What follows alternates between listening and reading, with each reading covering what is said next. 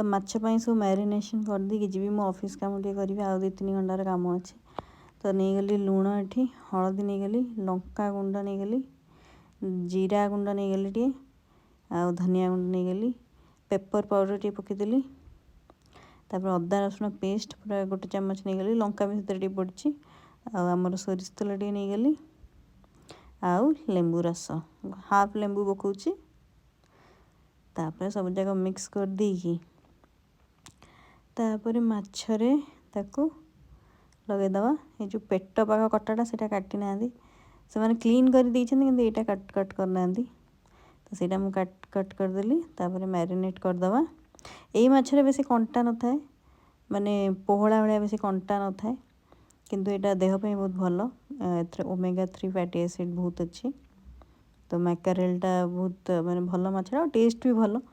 पखाड़ सहित तो बढ़िया लगे खाइबा नॉर्मल भी तरकारी भी करती सोरिष झोल भी करहब ताकू एमती अधा भी काटिकी भी आनी हब माछ भाया काटिकी सेटा भी भल लगे तो ऑलमोस्ट 2 घंटा मुझे मैरिनेट करने छाड़ दूची आसिकी तापर करी